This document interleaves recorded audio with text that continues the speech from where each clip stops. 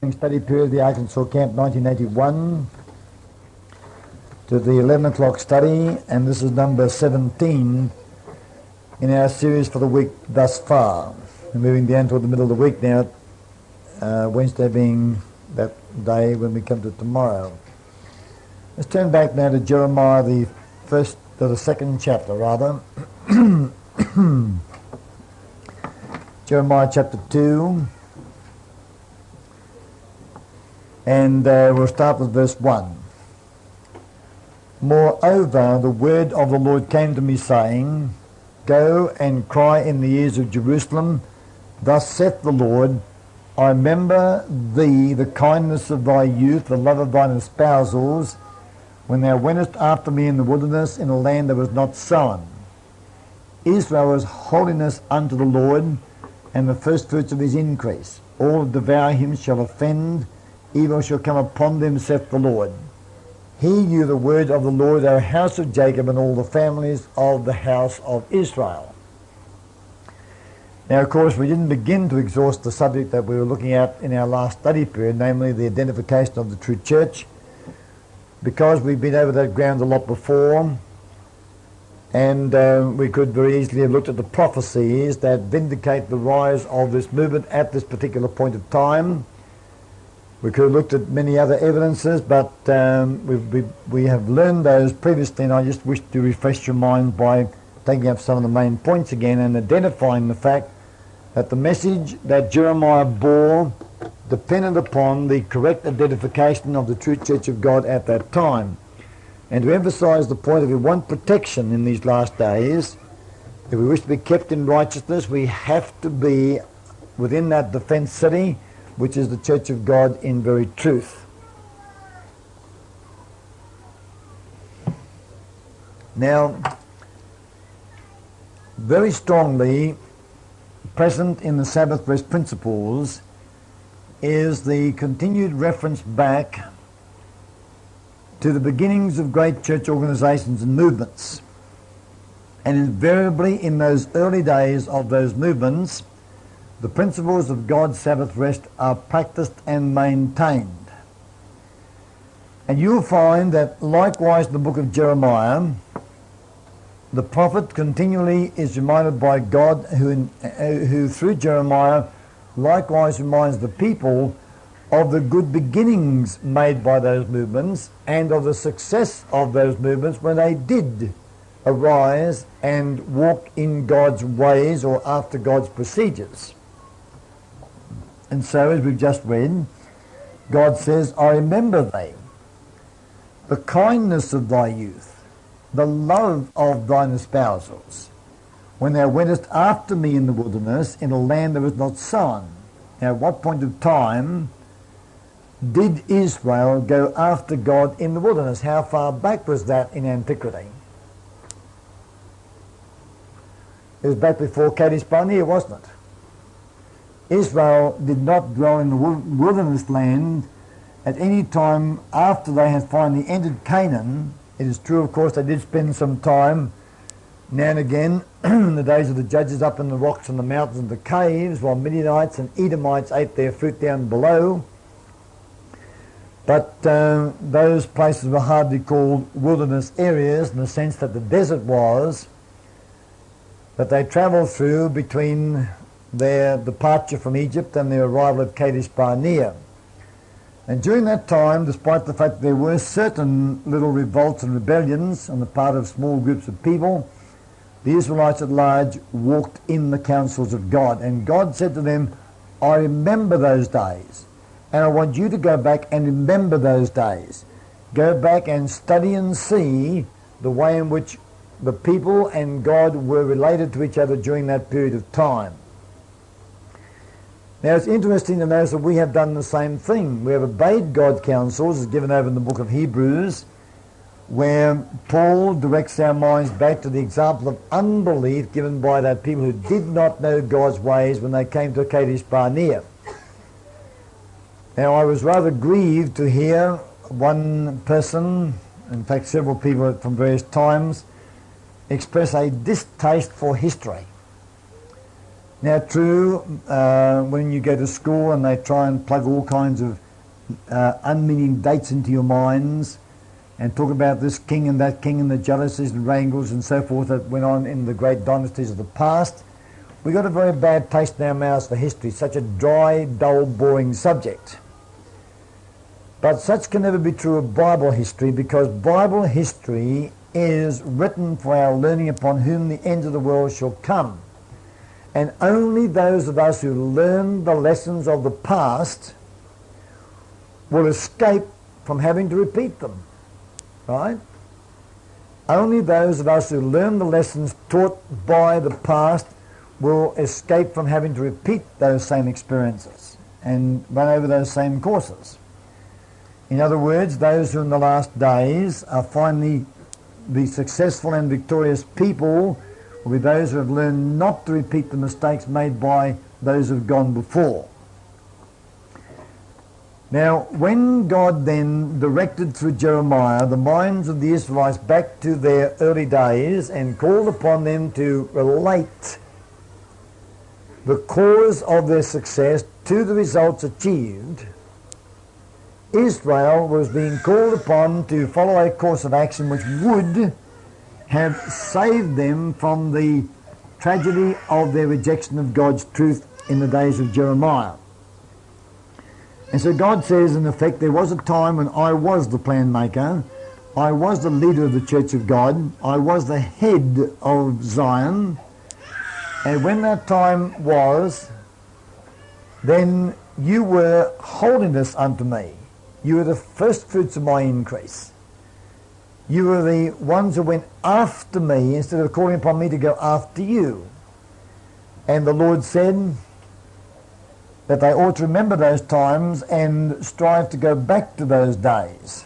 That's what he says in verse 5. Thus saith the Lord, what iniquity have your fathers found in me, that they have gone far from me and have walked after vanity and have become vain? Neither said they, where is the Lord that brought us up out of the land of Egypt, that led us through the wilderness, through a land of deserts and of pits, through a land of drought and of the shadow of death, through a land that no man passed through and where no man dwelt. And I brought you into a plentiful country, to eat the fruit thereof and the goodness thereof, but when you entered, you defiled my land and made mine heritage an abomination. The priests said not, where is the Lord? And they that handle the law knew me not. The pastors also transgressed against me, and the prophets prophesied by Baal, and walked after things that do not profit. Now in this call on the part of God to Israel to go back to the great original positions which have been occupied by Israel in relationship to God, there comes to us the same kind of message today. Let's go a little further in the book, if I can quickly find this next verse. It's chapter 6 and verse 16. Here we have the same appeal made by God to his people. Thus saith the Lord, stand you in the ways and see, and ask for the old paths, where is the good way, and walk therein, and you shall find rest for your souls. But they said, we will not walk therein. Now what a sad thing for those folk to say. Now let's look now at our Seventh-day Adventist church history, and let's establish some very important points in regard to that history. Now here is fact, and fact number one is that William Miller, like Jeremiah, was personally called of God and was sent out with the same commission that God gave to Jeremiah, which commission was to preach what God gave him to preach and to go where God sent him to go. And as a result of that man's ministry, we find that the first, the second, and the third, well, not Miller's message, but not Miller's work, but for the work of other men whom God likewise called, we come to the unfolding of the third angel's messages. The first, the second, and the third. Now, living as we do in a day, as prophesied in volume 5, page 80, when every wind of doctrine is blowing, then we have to have some definite positive evidence that the truth which we have not come from man's mind, but they've come from God's mind.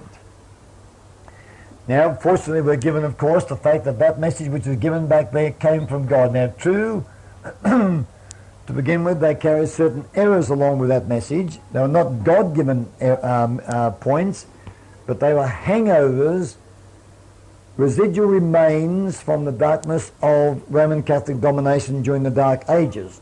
And we are well able today to sort out what came from God in their teaching and what was a hangover from the past. We have no problem in that respect.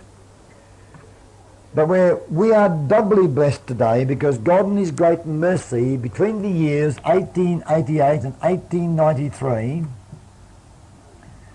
to once again His own chosen messengers, Wagner and Jones, sent to us a restatement of the third angel's message in verity.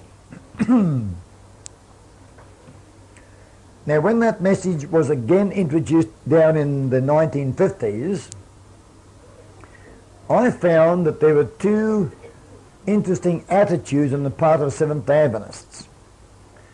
Now, for a start, I had one attitude, and I said to myself, well, if the Lord in His great mercy sent a most precious message to His people back there, and furthermore, if that message was the third angel's message in verity, and furthermore, if that message back there given by God through those two men is the fourth angel's message by which the entire world is to be lightened with the glory of God, and furthermore, if that is the one and only truth through which the work will be finished, then I want to know what those men taught. And I made it my business to know what those men taught. In other words, what did I do? I obeyed the counsel without even reading the verse.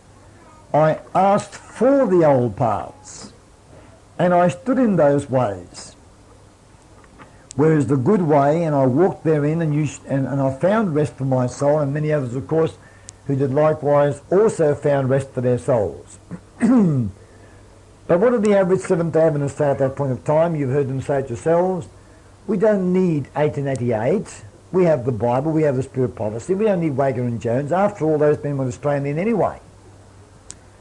And because they were taught to believe that Wagner and Jones finally went astray and lost their faith, and therefore the message which they brought had in it dangerous elements and had best be left alone altogether. I'm often asked the question, and please don't ask it again at this camp, I'll answer before you ask it. When did Wagner and Jones apostatize? And I say, well, now don't beg the question, how do you know they apostatized? The fact that a great deal of effort has been put forth to prove they apostatized by those who hate their message does not prove to me that they did apostatize from the truth. Now, it is true, of course, that they both finally were separated from the Seventh-day Adventist Church, but that doesn't surprise me, not in the least degree. Now, if we come back to some logical reasoning again, or illogical reasoning, sure it turns out to be, we can say, the Adventists say that the Seventh-day Adventist Church is God's church today. Therefore, they say, you will separate from that church only if you apostatize, right? So they say, only on apostasy. So separating that church in their view is apostasy. All right, now, they will say, Fred Wright has separated from the Seventh-day Adventist Church, therefore he is an apostate. And they also say, Jones was separated from the Adventist Church, therefore what was he? An apostate, but that is not enough proof. Maybe he did apostatize, but that doesn't prove it, not by any manner of means. And personally, I have yet to see conclusive evidence that either Wagner or Jones apostatized from the truth of righteousness by faith and verity. I've yet to find that proof. Maybe they did. Yeah.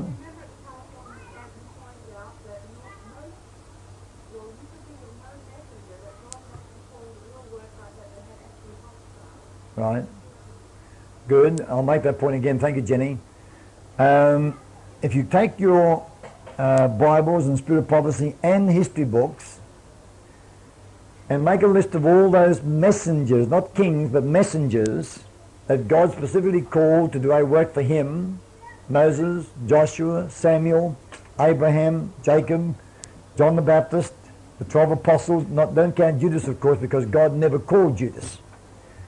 He was called by other men.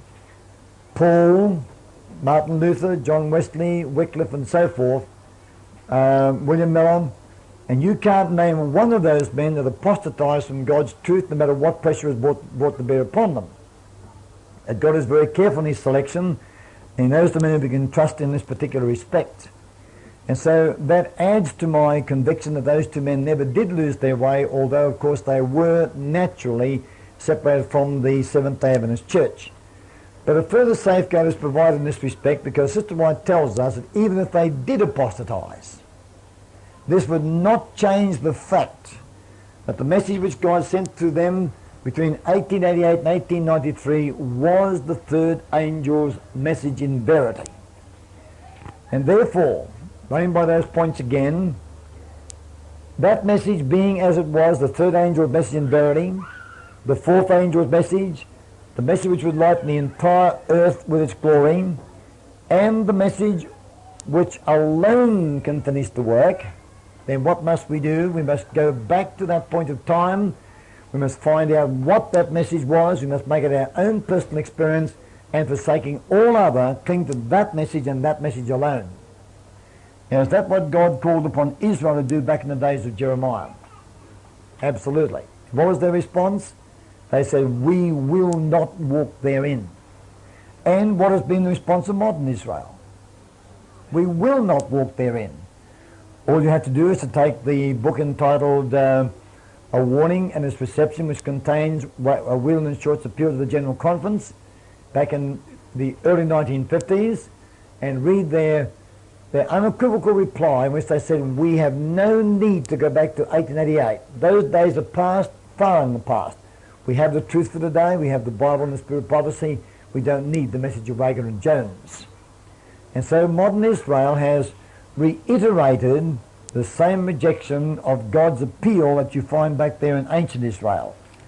Now what I'm doing, of course, is demonstrating that we do live in a very, very definite parallel period today to Jeremiah's period back there. The same apostasy, the same arguments, the same appeals on God's part, the same promises on God's part as were given back there are given today, and furthermore the same work of preparation is being offered to us today as was accomplished back then in the lives of Daniel and his three companions. Now look at verse 5 of chapter 1, or chapter 2 again, and note the searching question of God to ancient Israel back in Jeremiah's time. Thus saith the Lord, what iniquity have your fathers found in me, that they have gone far from me and have walked after vanity and are become vain? Now that's a good question. Now, if something doesn't work, then are you justified in rejecting it? Absolutely. For instance, if you go down to the Ford dealership or the Dodge dealership and you buy yourself a brand new car, and you get into it, you turn the key and it doesn't go. And after the mechanics have worked on it for days and days, it still doesn't go. It just won't turn over. Then are you justified in saying to the salesman, I want my money back? Absolutely. And if he doesn't want to give it back, if you're a worldly person, it'll be a court case. And the charge will be pressed that you have been sold merchandise under misrepresentations, and therefore you don't want it, you want your money back, and they have the car back, the wreck. Now then, if, however, on the other hand, you went to a certain dealership, the Ford company, shall we say, and you bought a car from them this year, and you went back and bought a new one next year, next year, next year, next year, next year, and every car you bought gave you absolutely faultless performance. Never any trouble whatsoever. I guess that you folk who don't like Fords won't agree with that idea, will you? I like Fords. Now, would you, now of course in car dealership and that sort of thing, you are free of course to try another make if you want to, Dodge, Chevrolet, whatever you like. So we should draw the illustration, I think, in a more apt and practical way. Let's come back to God himself. Now, when the people of Israel came out of the land of Egypt, and they followed God's plan to the very letter as he led them out of their captivity, and they found nothing but absolute success, integrity and faithfulness on God's part, they had the beginnings of the establishment of a relationship of confidence and a mutual trust. All right, they get down to the Red Sea and they crossed the Red Sea successfully. And so once again God demonstrates his impeccable ability to more than take care of their every need.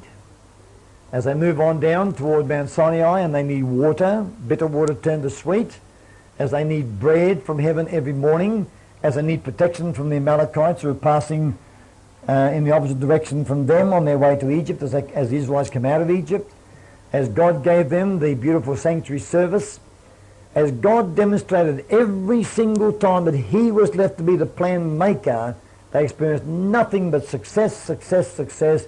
Then what justification did they have for turning aside to another leader? None whatsoever.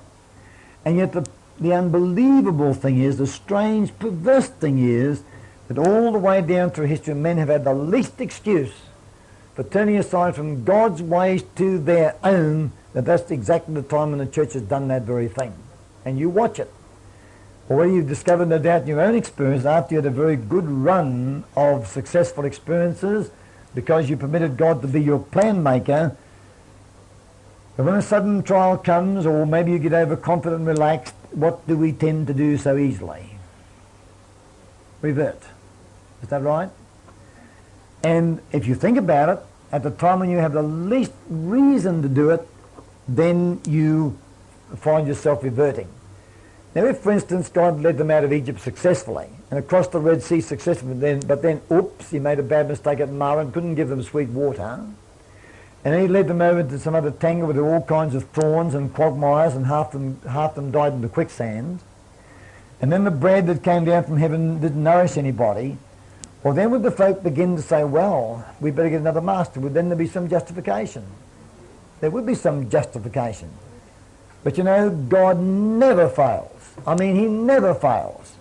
And the only time that failure dogs the footsteps of God's people is when they fail to walk in his procedures with correct and living faith. The fault is always the fault of God's people.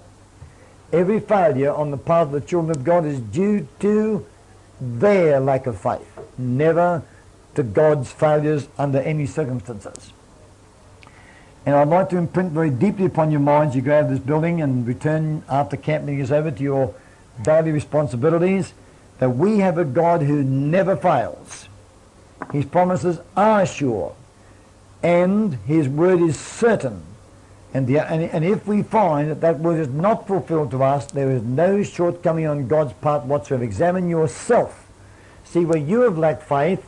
See where you have not followed correct procedures, and then when you find wherein you have deviated from correct principles and procedures, there is the reason for the failure of God's work in your life. Not his failure, only your failure.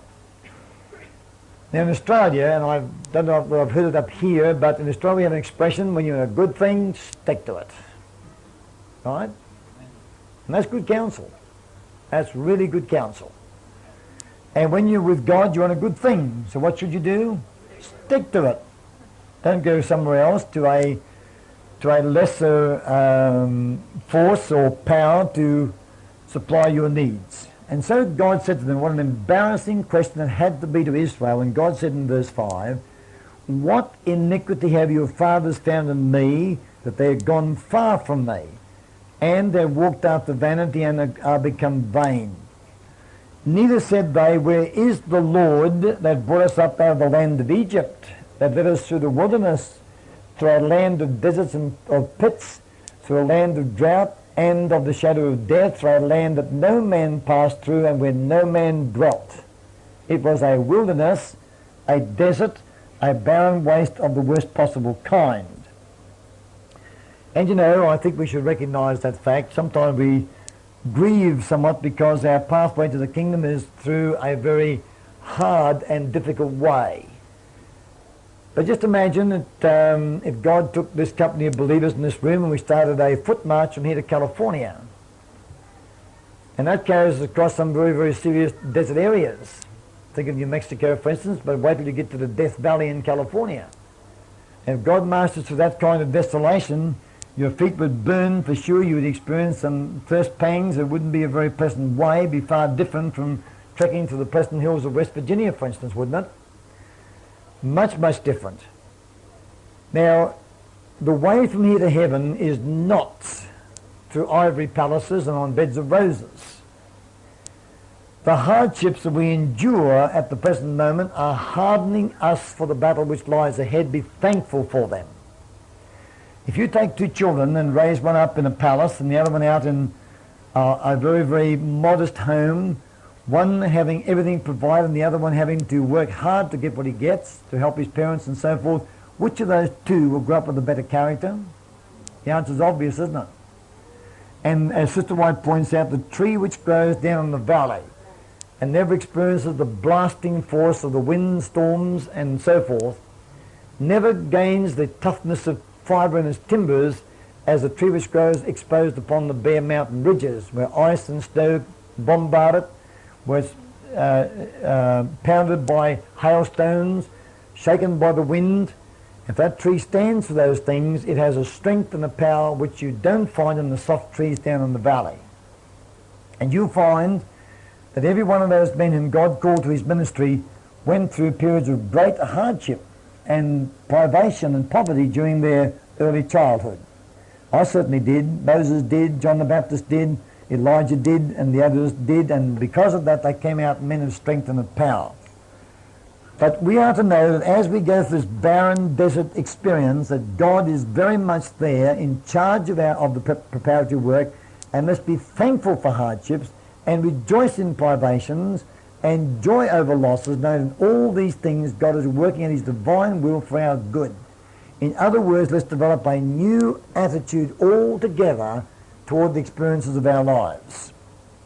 Now eventually, of course, God brought them to a plentiful country to eat the fruit thereof and the goodness thereof, but when you entered, you defiled my land and made mine heritage an abomination.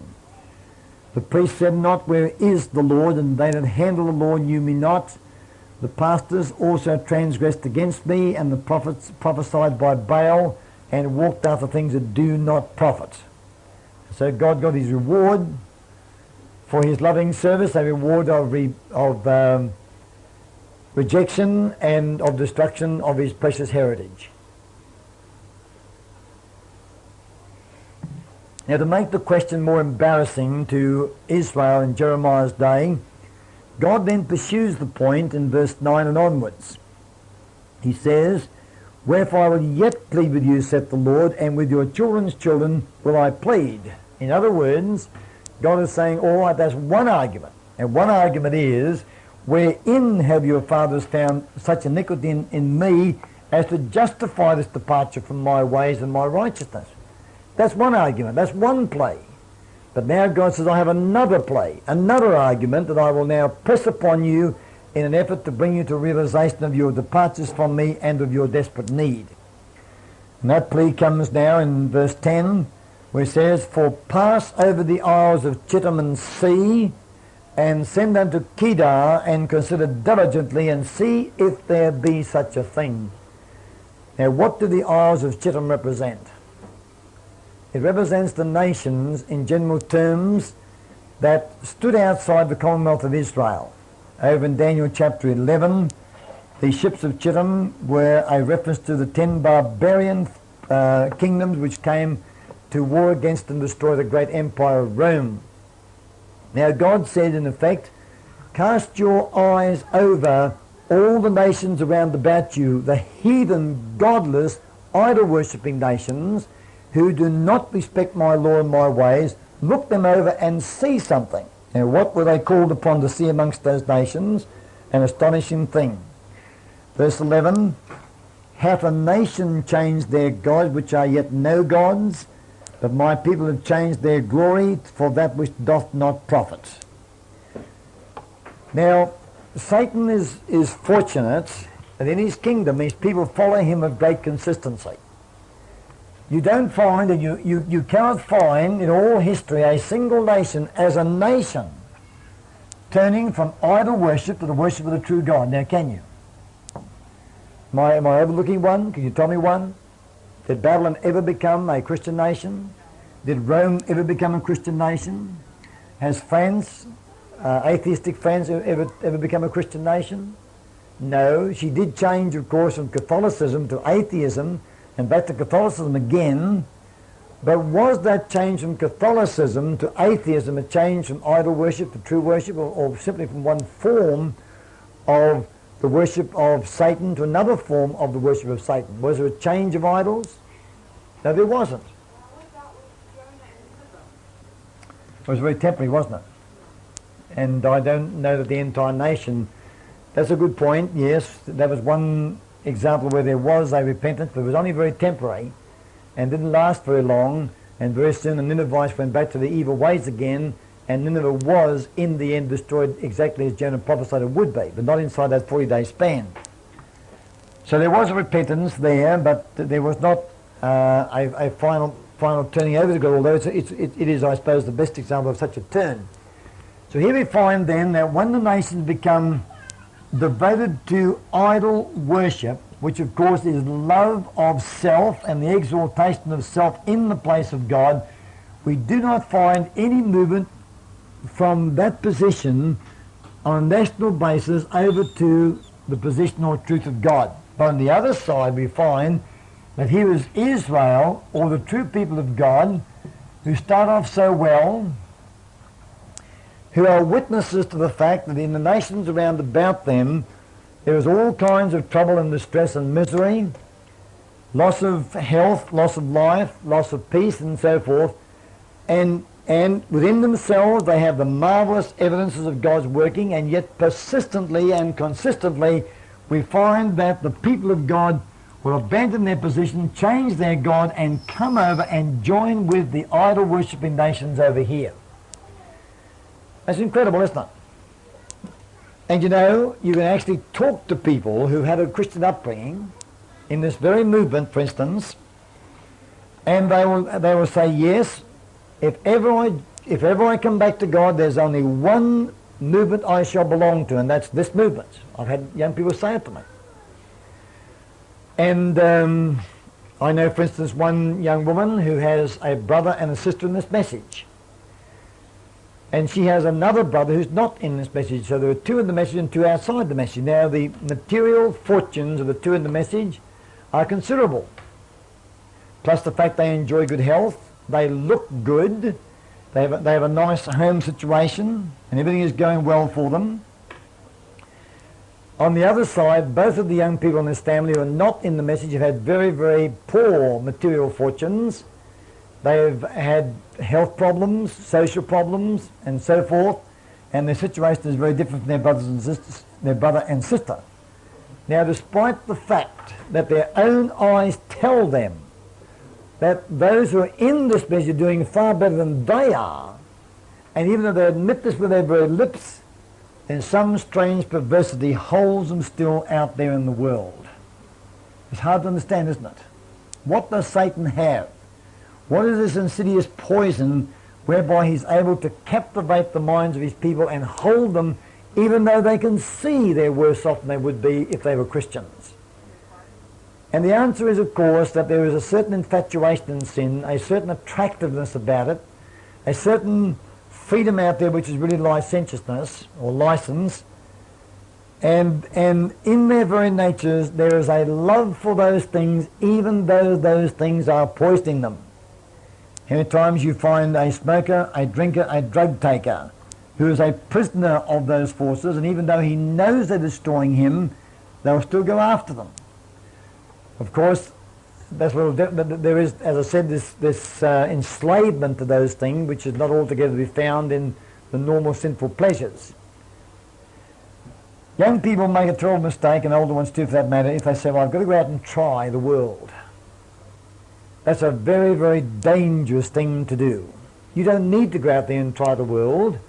There's enough evidence in God's Word, there's enough evidence to be seen with your own eyes to show you the difference between the outcome of that life out there and the outcome of this life in here. I made the observation in prayer band this morning that often you find that young people complain that the Christian life is a life of denial. You deny yourself this and cut yourself off from that, and you can't enjoy this pleasure, you can't enjoy that pleasure. And they infer thereby that the life of the worldling is not a life of sacrifice, but it is a life of sacrifice. And the real situation is that we have to decide which sacrifice you want to make. The sacrifice involved in following God, or the sacrifice involved in following the world. Both ways, it's a way of sacrifice. Now, what does the Christian sacrifice? He sacrifices certain pleasures, and let me admit, very frankly, of course, that there are very real pleasures out there in the world of sin. And as I've explained before, the only reason why God, who wishes to give us every good thing, does not allow us those pleasures is because those pleasures bring in a self-destroying element. So to entertain those pleasures means you very soon deprive yourself both of those and all other pleasures. So God confines us to those pleasures alone, which are constructive and not destructive, which build up and which do not destroy and tear down. Now, the Christian then sacrifices in this life those sinful pleasures which are destructive and not constructive. Now the worldling, he doesn't sacrifice those things. He can do as he pleases, but he does sacrifice eternal life. And he also sacrifices health, peace of mind. Very often he sacrifices material prosperity. He sacrifices happy home life and happy marriages. And if we don't believe that, just look at the tremendous spate of divorces today. And of those families which do stick together, they do so because of certain pressures upon them, such as the children or business interests or whatever it might happen to be. So who makes the greater sacrifice? The worldling does. The Christian makes only a small sacrifice compared to what the worldling sacrifices. And the comparison is hardly worth making, because the worldling loses so much in comparison to what the Christian gains even in this life, let alone the eternity which is yet to come. So when God asked those folk the question, now how is it, he said to the Israelites, that these wicked folk, when they're on a bad thing, they stick to it.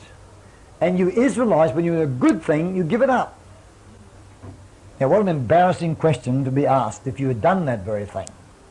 And no doubt the question raised back in the days of Jeremiah was a very embarrassing question to the Israelites, because they had done that very thing. Now in verse 12 of Jeremiah chapter 2, God then says, "Be astonished, O you heavens, at this, and be horribly afraid. Be you very desolate, saith the Lord." Now there are three words in this little verse which follow the word be. Be, what's the first one? Astonished. The next one, be afraid. And the third one, be desolate. Right? Now, those three words grouped together in one verse in this context, I think, carry a very powerful message. Now, first of all, the fact that the people of Israel had taken this step was indeed a cause for astonishment or amazement, because there's nothing logical about it.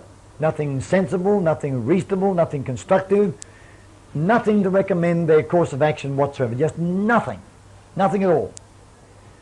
And I can just picture the angels of heaven looking upon the course adopted by the Church of God from time to time with absolute amazement. They say, how can they do it? Just how can they do it?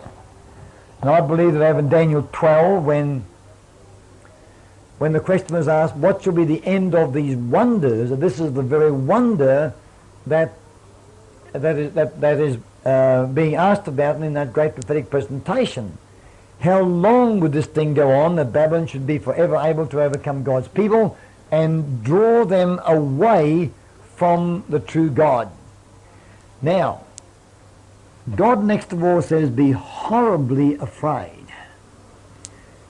Now when you look back on such absolutely wise men as Solomon, such noble men as David, such great people as other leaders of Israel, and the Church of God from time to time, and see how when they had the least excuse for doing so, they were drawn away or enticed or mesmerized by the serpent to following his ways.